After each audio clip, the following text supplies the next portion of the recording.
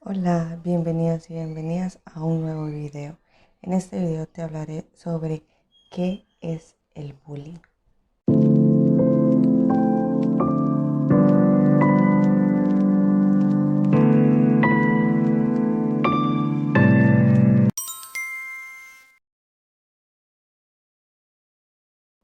¿Desde dónde inicia el bullying? Bueno, el bullying comienza desde casa. ¿Por qué? Porque vivimos en una cultura adultocéntrica, en el cual el adulto impone su pensamiento, su decisión, sus deseos sobre el niño. De igual forma, dependiendo del comportamiento del adulto, así se va a ver reflejado el niño o niña, porque los niños reflejan su situación en la casa. Ellos repiten los patrones que aprendieron y que ven constantemente en casa. Entonces, la raíz del bullying o sus inicios nacen desde el hogar, con el comportamiento de los padres hacia ellos.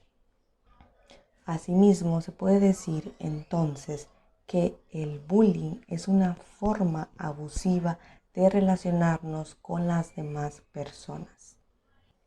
Ese tipo de relaciones se dan porque los padres no fomentan en los niños y niñas tolerancia, respeto, empatía, compasión por los demás, etcétera, etcétera.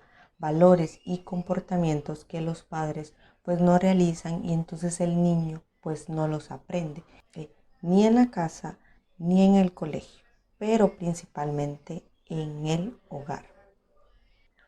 Ahora bien, dentro del círculo que tenemos del bullying, tenemos tres actores: el acosador, el acosado y los espectadores.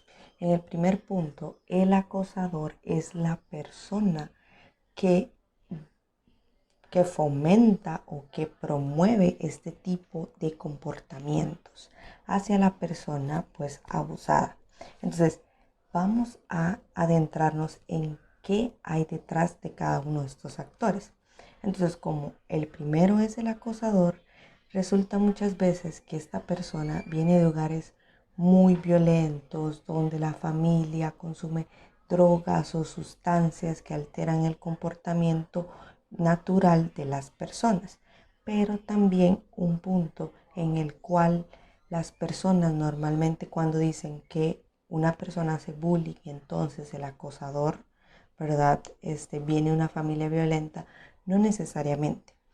Principalmente diría que se debe a los malos tratos constantes, por más pequeños que puedan parecer, son malos tratos. Entonces, muchas veces pueden nacer de los malos tratos y no necesariamente de una familia en drogadicción.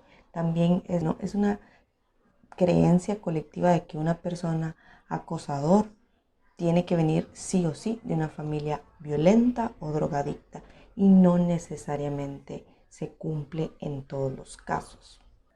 Ahora bien, el segundo actor que sería pues el acosado, o sea, la persona víctima.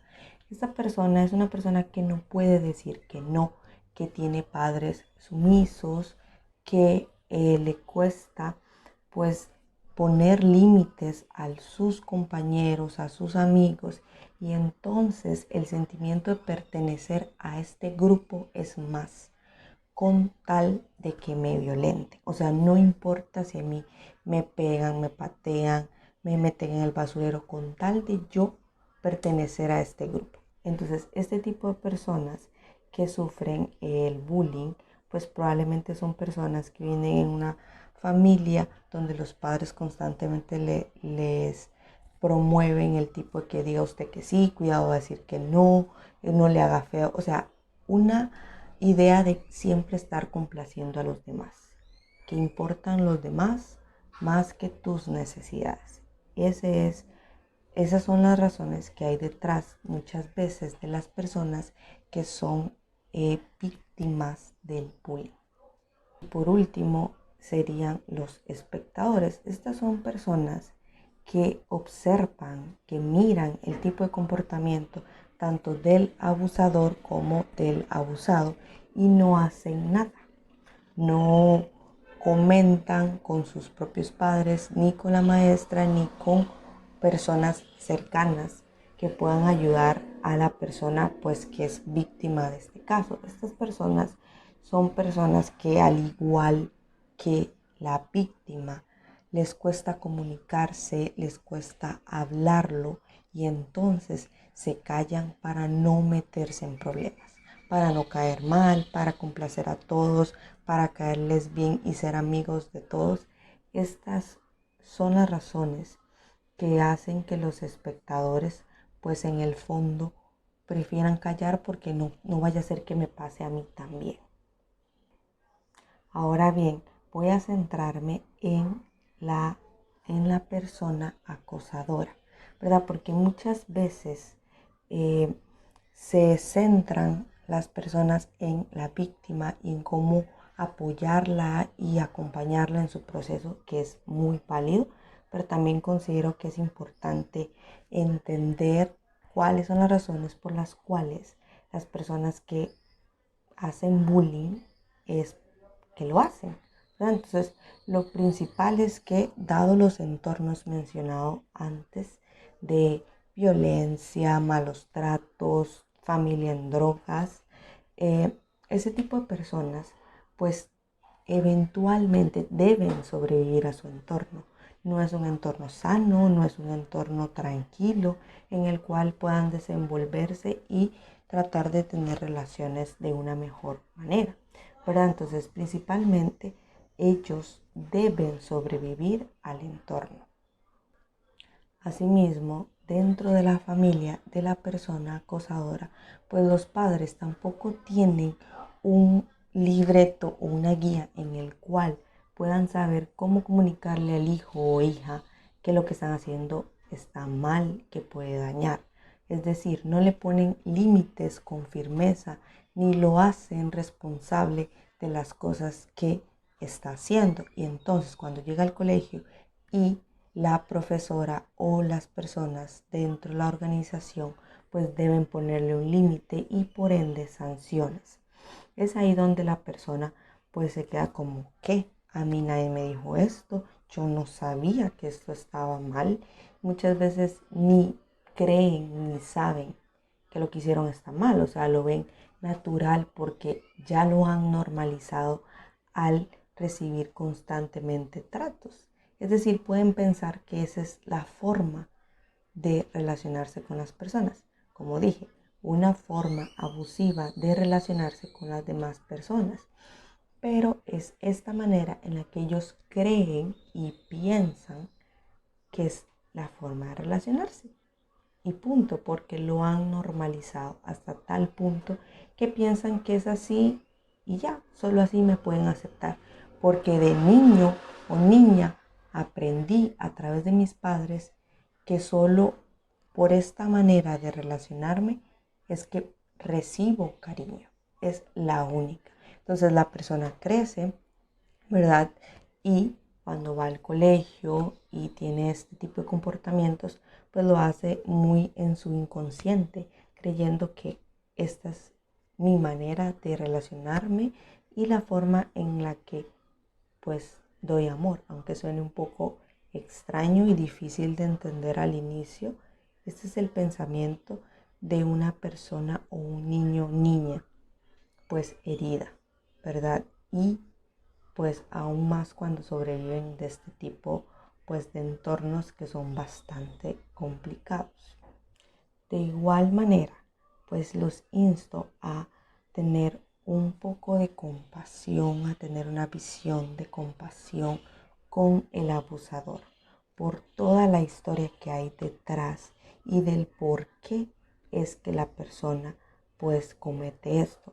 No quiero decir que lo estoy fomentando a que vayan y hagan bullying. Lo que quiero decir es que también la víctima es importante y siempre hay que acompañarla, apoyarla en ese proceso para que la persona pues pueda establecer sus límites y no permitir que nadie los trate de esa manera, ni llegar a un punto pues sumamente extremo, ¿verdad? Entonces, lo que quiero decir es que entendamos ambas partes, tanto el abusador como el abusado, pero hagamos un poco de profundidad en los casos de los abusadores. Siempre hay una razón del por qué se comportan de esta manera y entendiendo con una visión de compasión se puede decir, sí, mira, esta persona actúa así, no porque quiso, sino porque fue lo que aprendió y porque lo ha normalizado y porque cree que eso está bien. Y entonces, ¿cómo hace uno para evitar estas cosas? Pues dándoles a entender o cambiándoles la visión de que eso en realidad no está bien y el efecto que puede traer en los demás. Y entonces, ¿de quién es la responsabilidad? No es una responsabilidad solamente de los padres o del colegio.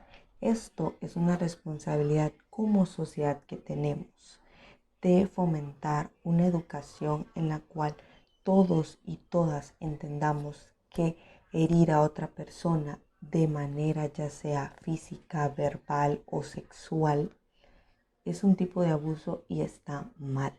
No sabemos los efectos que puede traer en la persona ni las acciones a las que se puede pues desencadenar una palabra, un comentario, una acción o un abuso físico, ¿verdad? Entonces los insto a que reflexionemos como sociedad qué también estamos haciendo, ya sea cualquier tipo de actor, si somos espectador o espectadora, en el sentido de que si comunicamos al ver que alguien está siendo abusado, es importante saber que nosotros podemos ayudar a alguien más que quizá por sí mismo le es imposible defenderse o comunicarse. Y entonces ahí podemos aportar nuestro granito de arena. E incluso como abusador poder darnos cuenta de, o sea, tener compasión con nosotros mismos, perdonarnos por lo que hicimos y saber que esa acción no nos define como persona, sino que fue un error y todos nos podemos equivocar. De igual forma, la persona pues víctima, al reconocer que no supo poner límites desde un inicio, pues perdonarse de igual manera a sí mismo porque no tenía las herramientas disponibles para poder poner sus límites. Y ahora que los tiene, perdonar esa situación y saber que probablemente no vaya a volver a pasar porque ya se tiene claro cuáles son los límites y ya puedo, digamos, comunicarlos y probablemente no vaya a suceder de nuevo. Es decir, todo esto es una labor entre padres, colegio y sociedad, en el cual podamos enseñarles a los niños y niñas a establecer límites, porque si ellos van creciendo creyendo que no tienen límites, que nadie los puede parar, van a salir a la calle, a la sociedad y se van a dar cuenta que sí existe alguien que les pueda poner un alto y por ende terminen en un centro penitenciario. Es decir, la ley. La ley existe y está para regular este tipo de comportamientos y sancionarlos. Por lo tanto, si desde pequeños los vamos fomentando a pues comunicar y establecer los límites correctos con amigos, familiares, compañeros, se puede evitar que a largo plazo la persona pueda hacer cualquier tipo de estos actores. Y finalmente, quiero cerrar contándoles un poco mi historia con respecto al bullying. Pues yo cuando estaba en el colegio fui una persona que le hizo bullying a otra persona entre amigas. En ese tiempo existía una aplicación que se llama, bueno, no lo voy a mencionar, pero existe una aplicación, no sé si todavía existe, creo que sí, que se pueden hacer preguntas anónimas, ¿verdad? Entonces uno puede hacer un usuario, le hacen la pregunta pues anónima si uno quiere y pues listo, le llega.